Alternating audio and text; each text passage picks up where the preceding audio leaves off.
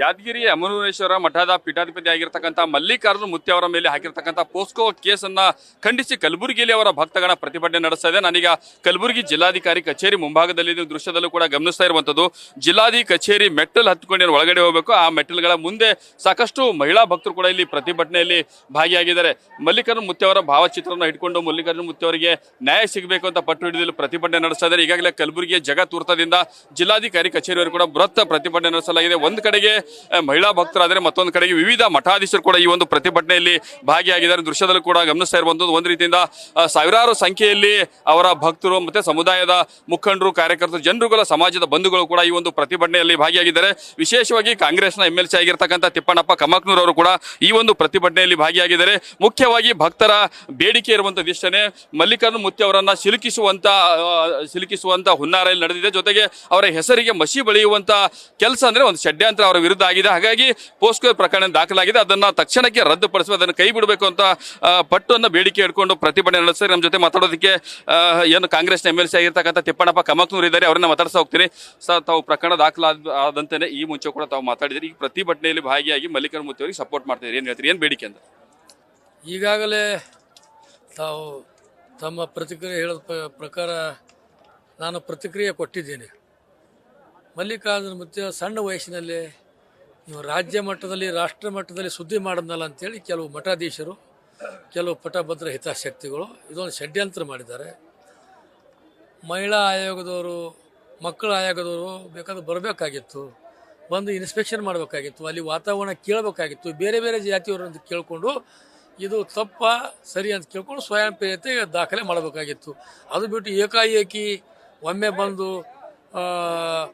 ಅಲ್ಲಿ ಎಲ್ಲೋ ಇದ್ದು ಯಾವುದೋ ಮೂಲೆಯಿಂದ ವಾಟ್ಸಪ್ ಫೇಸ್ಬುಕ್ದವ್ರು ಮಾತು ಕೇಳಿಕೊಂಡು ಇವರು ಕೂಡಿ ಅವರು ನೋಡಿಲ್ಲ, ಇವರು ನೋಡಿಲ್ಲ. ಯಾವುದೋ ಸಣ್ಣ ಮಗಳು ರೀ, 7 ವರ್ಷದ ಕೂಸ.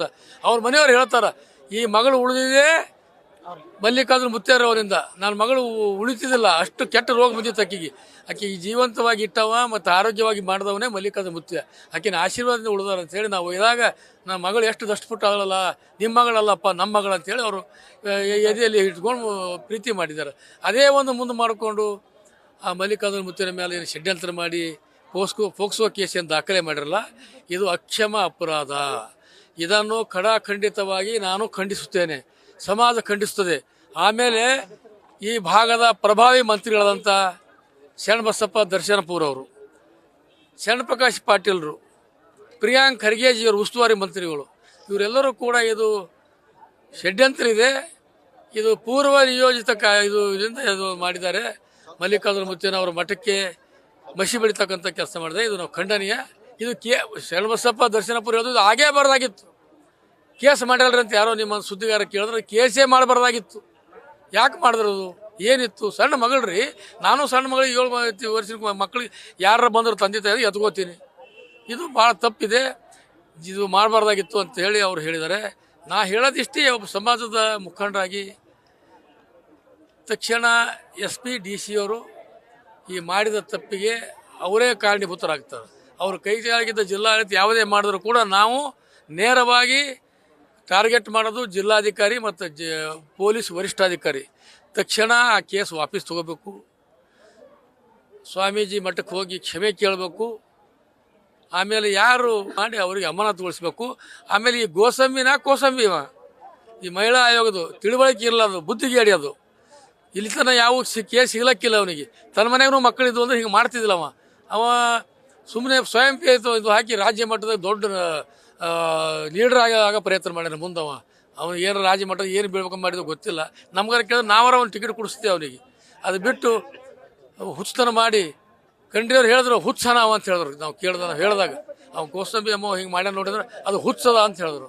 ಅದಕ್ಕಾಗಿ ಆ ಮಹಿಳಾ ಆಯೋಗದ, ಈ ಮಕ್ಕಳ ಆಯೋಗದ ಅಧ್ಯಕ್ಷೆಯಾಗಿ ತಕ್ಷಣ ವಜಾ ಮಾಡಬೇಕು. ಅವನ ಮೇಲೆ ಕ್ರಿಮಿನಲ್ ಕೇಸ್ ದಾಖಲೆ ಮಾಡಬೇಕು. ಮಕ್ಕಳ ಆಯೋಗದ ಅಧ್ಯಕ್ಷ, ರಕ್ಷಣಾ ವೇದಿಕೆ ಅಧ್ಯಕ್ಷಗೆ ತಕ್ಷಣ ಅವನಿಗೆ ಸಸ್ಪೆಂಡ್ ಮಾಡಬೇಕು, ಇದರಿಂದ ತೆಗೆದು ಹಾಕಬೇಕು. ಅವ್ನು ಸರ್ಕಾರಿ ನೌಕರಿ ಅಲ್ಲ, ಒಬ್ಬ ಜನಪ್ರತಿನಿಧಿರೋದ್ರಿಂದ ಅವನಿಗೆ ತೆಗೆದು ಹಾಕಬೇಕು, ಬೇರೆಯವ್ರಿಗೆ ನೇಮಕ ಮಾಡಬೇಕು.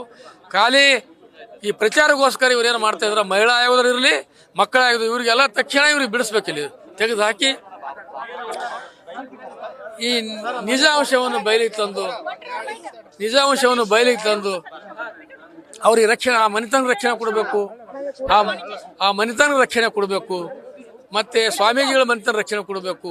ಅವ್ರು ಈಗಾಗಲೇ ಹೇಳಿದ್ದಾರೆ ಸೋಲಾಪುರದವರು, ನಮಗೂ ಮಲ್ಲಿಕಾರ್ಜುನ ಮುತ್ತನ ಸಂಬಂಧಿಕರು, ನಾವು ಒಂದೇ ಸಮಾಜದವರು, ಹೀಗಾಗಿ 10 ವರ್ಷಗಳು ನಾವು ಅಲ್ಲಿ ಓದ್ತಿದ್ದೇವೆ. ನನ್ನ ಮಗಳಿಗೆ 10 ಸಲ ಎತ್ಕೊಂಡು ಮಾಡ್ಯಾರ, ಅವರು ಆಶೀರ್ವಾದ ಮಾಡ್ಯಾರ. ಅವತ್ತು ಕೂಡ ನಾನೇ ವಿಡಿಯೋ ಮಾಡೀನಿ, ನನ್ನ ಮಗಳಿಗೆ ಮುತ್ತೇರು ಎತ್ತಿ ಆಶೀರ್ವಾದ ಮಾಡಿದ್ರಲ್ಲ, ನನ್ನ ಮಗಳು ಬೆಳೆದಳಲ್ಲ ಇಷ್ಟು ಎತ್ತರ, ನನ್ನ ಮಗಳಿಗೆ ಒಳ್ಳೇದಾಯ್ತಲ್ಲ ಅಂತೇಳಿ ನಾವು ಮಾಡಿದ್ದೇವೆ. ಈ ಕಿಡಿಗೇಡಿಗಳು ನಂಬಲ್ಲಿ ಸಿಕ್ಕಾಗಿಲ್ಲ, ನಮ್ಮ ಕಡೆ ಆದ್ರೆ ಹೊಡೆದು ಓಡಿಸ್ಕೊಡ್ತಿದ್ದೇವೆ. ಮಹಾರಾಷ್ಟ್ರದಾಗ, ಇಲ್ಲಿ ಕರ್ನಾಟಕದಾಗ ಇವರೆಲ್ಲ ದುಡ್ಡಿನ ಆಶಕ್ಕಾಗಿ ಯಾವುದೋ ಇದ್ರ ಸಲುವಾಗಿ ನಮ್ಮ ಮಕ್ಕಳ ಮನೆತನ ಕುಂದು ತಂದಾರ. ನಮ್ಮ ಮಕ್ಕಳಿಗೂ ಕುಂದು ತಂದರು, ನಮ್ಮ ಮನೆತನಕ್ಕೂ ತಂದರು, ನಮ್ಮ ಮಗಳಿಗೂ ತಂದರು. ಮುತ್ತೇನವ್ರಿಗೆ ನಾವು ಬೆಂಬಲವಾಗಿರ್ತೀವಿ.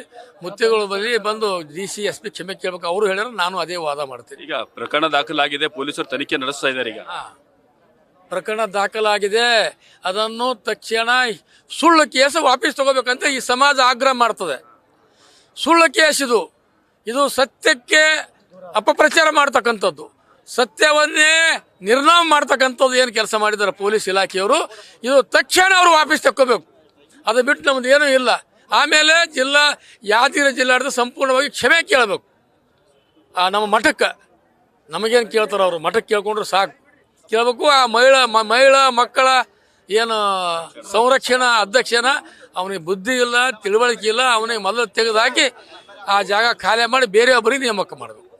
ಈಗ ತಾವು ಕೂಡ ಸರ್ಕಾರದ ಒಂದು ಭಾಗ ಇದ್ದಂಗೆ ಸದಸ್ಯರಿದ್ದೀರಿ, ಈಗ ನೀವೇನಾದ್ರು ಗೃಹ ಮಂತ್ರಿಗಳ ಜೊತೆಗೆ ಮಾತಾಡ್ತೀರಿ? ಸರ್ಕಾರದ ಪರವಾಗಿ ಇರೋದ್ರಿಂದ ಹೀಗಾಗಿ ಅಲ್ಲಿ ಗೃಹ ಮಂತ್ರಿಗಳು ಕೂಡ ಯಾವುದೇ ಪ್ರತಿಕ್ರಿಯೆ ಕೊಟ್ಟು ಅವ್ರಿಗೆ ಹಿಡಿದು ಹಾಕಿರಿ ಅಂತ ಹೇಳಿಲ್ಲ, ತಕ್ಷಣ ಬಂಧಿಸ್ರಿ ಅಂತ ಹೇಳಿಲ್ಲ. ಇದು ಸುಳ್ಳು ಕೇಸ್ ಅಂತೇಳಿ ಅವ್ರಿಗೂ ಮಾಹಿತಿ ಹೋಗಿದೆ, ಮುಖ್ಯಮಂತ್ರಿಗೆ ಮಾಹಿತಿ ಹೋಗಿದೆ, ಗೃಹ ಇಲಾಖೆಗೆ ಮಾಹಿತಿ ಹೋಗಿದೆ. ಅದಕ್ಕಾಗಿ ಗೃಹ ಮಂತ್ರಿ ಸರಿಸಮಾನ ಇದ್ದಂಥ ನಮ್ಮ ರಾಜ್ಯದ ಮಂತ್ರಿಗಳು, ಈ ಭಾಗದ 4 ಮಂತ್ರಿಗಳು, ಈಶ್ವರ ಖಂಡ್ರೆ ಹಿಡಿದು ದರ್ಶನಪುರ ಹಿಡಿದು ಶರಣಬಸಪ್ಪ ದರ್ಶನಪುರ ಮತ್ತು ಶರಣಪ್ರಕಾಶ್ ಪಾಟೀಲ್ ಹಿಡಿದು ಪ್ರಿಯಾಂಕ್ ಖರ್ಗೆಜು, ಇವರೆಲ್ಲ ಪ್ರತಿಕ್ರಿಯೆ ಕೊಟ್ಟಿದ್ದಾರೆ. ಇದು ಸುಳ್ಳು ಕೇಸ್ ಅದ, ಬೇಕಂತೆ ಮಾಡಿದದ, ಇದು ಖಂಡನೀಯ ಅಂತ ಹೇಳಿದ್ದಾರೆ. ಅದಕ್ಕಾಗಿ ಅವರು ನಾವೆಲ್ಲ ಕೂಡಿ ಸದನದಲ್ಲಿ ಮಾತಾಡ್ತೀವಿ, ಕ್ಯಾಬಿನೆಟ್ನಲ್ಲಿ ಚರ್ಚೆ ಆಗ್ತದೆ. ತಕ್ಷಣ ಕೇಸನ್ನು ಪ್ರಕರಣ ವಾಪಸ್ ತೆಗೆದುಕೊಂಡು ಆ ಮಠಕ್ಕೆ ನ್ಯಾಯ ಸಿಗ್ತಕ್ಕಂಥದ್ದು, ಆ ಮನೆತನದವ್ರಿಗೆ ಧೈರ್ಯ ತುಂಬತಕ್ಕಂಥ ಕೆಲಸ ನಾವು ಪ್ರಾಮಾಣಿಕವಾಗಿ ಮಾಡ್ತೀವಿ. Thank you. ಇದು ಕಾಂಗ್ರೆಸ್ನ MLC ಆಗಿರ್ತಕ್ಕಂಥ ತಿಪ್ಪಣ್ಣಪ್ಪ ಕಮ್ಮಕ್ನೂರ್ ಅವರ ಮಾತು. ಕ್ಯಾಮರಾ ಪರ್ಸನ್ ಶಾಣು ಜೊತೆ Bhajanagi news first Kalaburagi. News first ನಿರ್ಭೀತಿಯಿಂದ ನಿಮ್ಮ ಪರವಾಗಿ.